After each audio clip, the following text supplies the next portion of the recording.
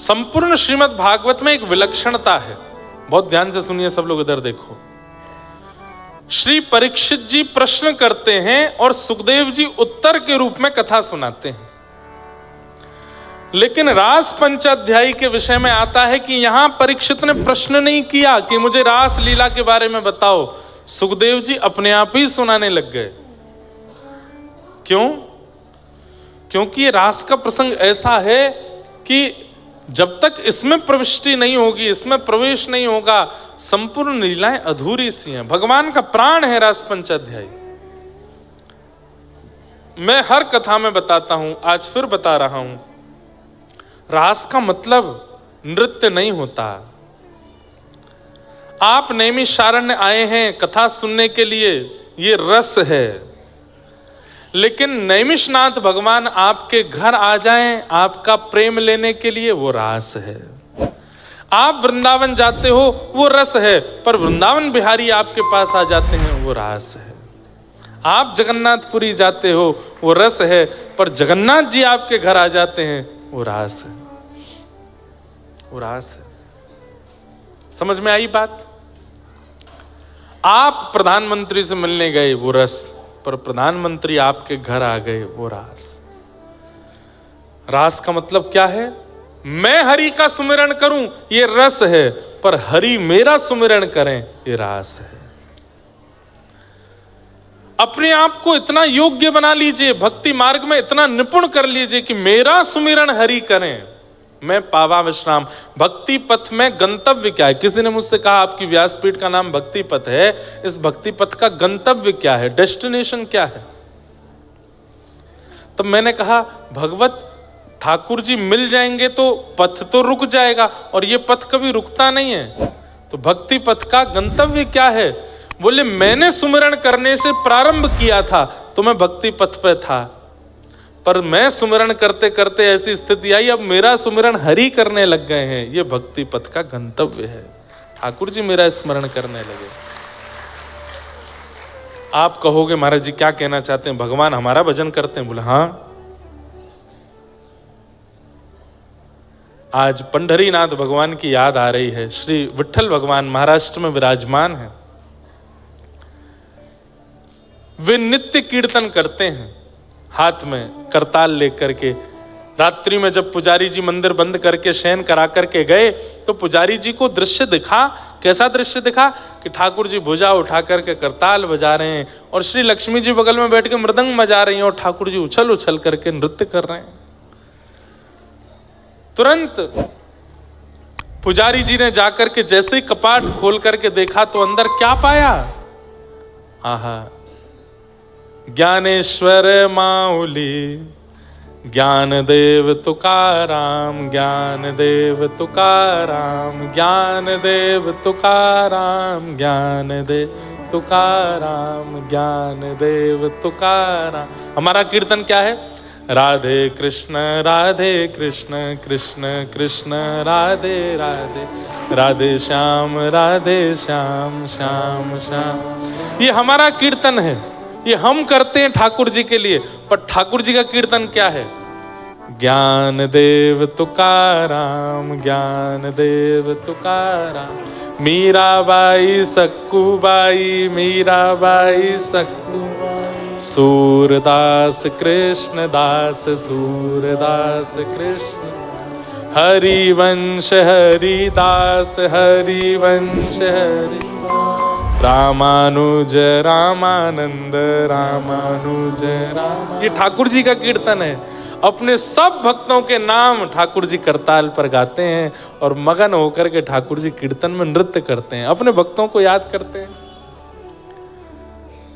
हम अभी रस में हैं क्योंकि राधे कृष्ण गाते हैं। कहना नहीं चाहिए, पर जिस दिन ठाकुर जी गाने लगे इंद्रेश इंद्रेश इंद्रेश, समझो अब भयो रास। ये हुआ रास। और गाते हैं ठाकुर जी। इसमें कोई अभिमान युक्त होकर के हम बात आप नहीं कह रहे हैं। जिस दिन मुझसे प्रसन्न होंगे, आपसे प्रसन्न होंगे, ठाकुर जी गाएंगे, हमारा कीर्तन गाएंगे। हमें सुनाने के लिए नहीं, खुद को प्रसन्न करने के लिए ठाकुर जी गाते हैं। किसी ने जाकर के पंढरीनाथ भगवान से कहा, कि आप ज्ञानदेव तुकाराम गाते हो और कहते हो मैं भक्तों का कीर्तन करता हूं। अरे भक्त तो असंख्य हैं आपके, आप केवल 2 ही भक्तों का नाम क्यों गाते हो? ठाकुर जी बोले बेटा तुम चतुर हो, हम चतुर शिरोमणि हैं। क्यों? बोले भक्ति शतक के सबसे पहले भक्त हुए श्री ज्ञानेश्वर और भक्ति शतक के अंतिम भक्त हुए तुकाराम, तो मैं प्रथम और अंतिम भक्त को गा लेता हूं, बीच में सबरे आ जाते हैं। ज्ञानदेव पहले भक्त हैं, ज्ञानेश्वर माउली जब भक्ति शतक आया, 100 साल इस धरती पर केवल भक्त हुए, उसी बीच सूरदास हुए, उसी बीच तुलसीदास हुए, उसी बीच मीराबाई हुई, उसी बीच सक्कूबाई हुई, उसी बीच जितने भक्तों के नाम आप ले लो कलिकाल में होने वाले भक्त उन 100 वर्षों के बीच में ही हुए। उनमें सबसे पहले भक्त जब पृथ्वी पर आए उनका नाम था ज्ञानेश्वर माउली, वो भी महाराष्ट्र में हुए। और भक्ति शतक के बिल्कुल अंतिम काल में जो भक्त आए उनका नाम था श्री तुकाराम जी महाराज। इसलिए ठाकुर जी क्या गाते हैं? ज्ञानदेव तुकाराम, ज्ञानदेव तुकाराम। बीच में सबरे आ गए, बीच में मीराबाई भी आ गई, सक्कूबाई भी आ गई, जनाबाई भी आ गई, सूरदास भी आ गए, तुलसीदास भी आ गए, सब आ गए। सबका नाम ठाकुर जी बीच में ले लेते हैं। अद्भुत है ठाकुर जी, अद्भुत है ठाकुर जी की लीला। तो रास का मतलब समझे, आप ठाकुर जी का स्मरण करो ये रस है, पर आपका स्मरण ठाकुर जी करें ये रास है, ये रास है।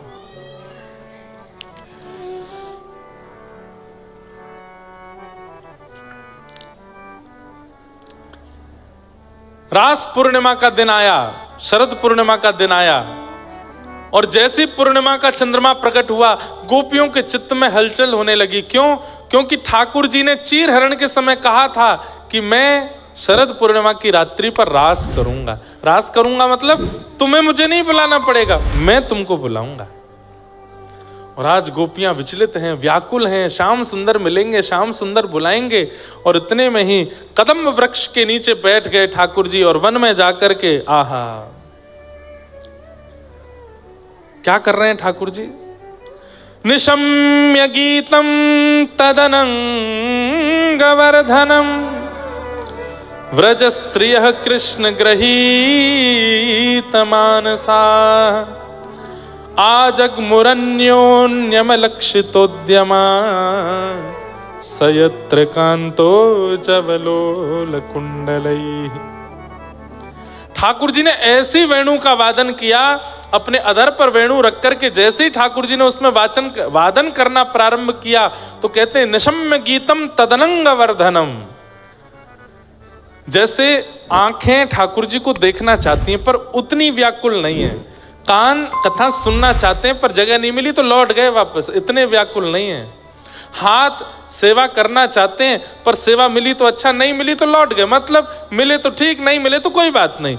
ऐसे वाली इंद्रियां गोपी नहीं होती। मिलेंगे कैसे? नहीं, मुझे तो चाहिए, चाहे 1 दिन 2 दिन कितना मैं प्रतीक्षा करता रहूंगा, मुझे तो सेवा चाहिए। तो यहां पर कहते हैं ठाकुर जी ने ऐसे वेणु का रव किया कि जो इंद्रियां कृष्ण प्रेम में उन्मुक्त थीं वह इंद्रियां और ज्यादा उत्सुक हो गई, उनमें और वर्धन हो गया भगवत प्राप्ति के लिए। चतुर्भुज दास जी गाते हैं दर्शन को नैना तपे वचन सुनन को कान मिलवे को हियरा तपे हिय के जीवन प्राण गोवर्धन वासी सांवरे वासी लाल तुम बिन रयो न जाए रे गोवर्धन वासी। कभी हुआ बंधु ऐसा? वृंदावन गए थे, लेकिन जैसे ही लौटने लगे तो गाड़ी में बैठ के रोना आया, वृंदावन से बाहर निकलते समय रोना आया, लेकिन अपने घर तक रोते ही आए, और घर पे आने के बाद भी फिर अगले दिन भी रो रहे हैं, दूसरे दिन तीसरे दिन भी रो रहे हैं, चौथे दिन भी रो रहे, महीने तक रोते ही रहे।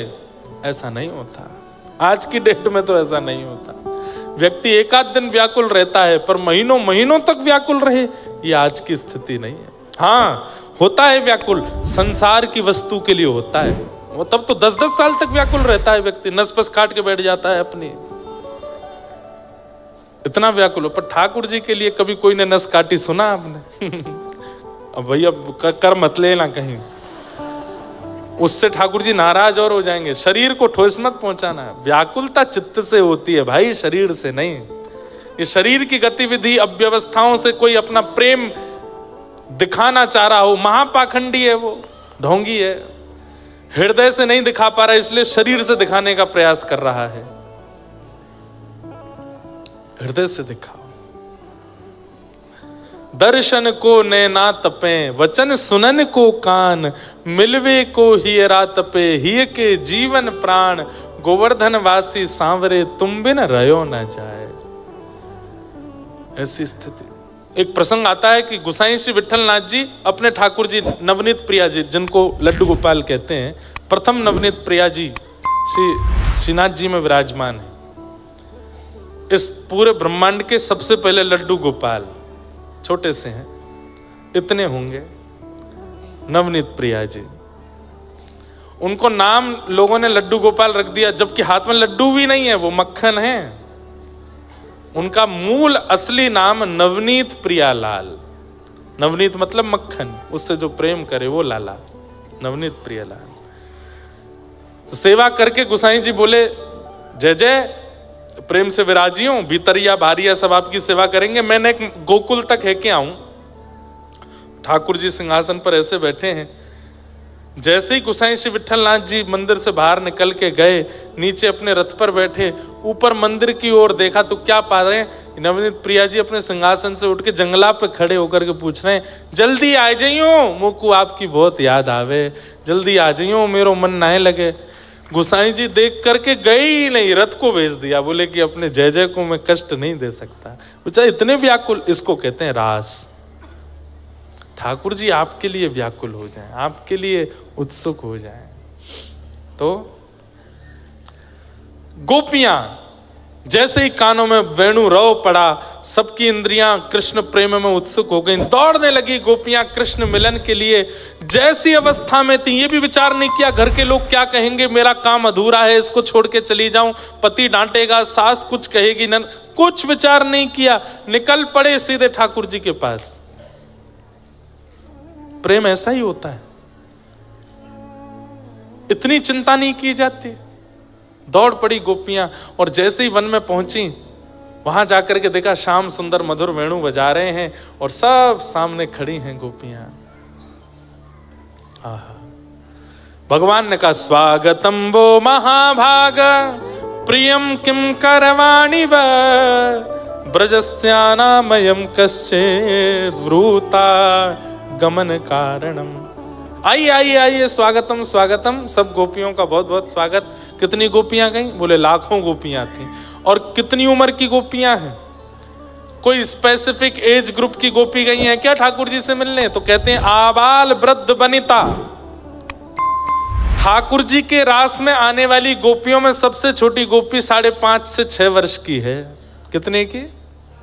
5.5 से 6 वर्ष की। मतलब 2-4 बड़ी गोपी तो गोद में लेके आई हैं वह, और वो भी उतने ही प्रेम में हैं जितने और ये तो सबसे छोटी गोपी हो। सबसे बड़ी गोपी बोले यशोदा मैया की भी पर सास की उम्र की है, बिना दांत की।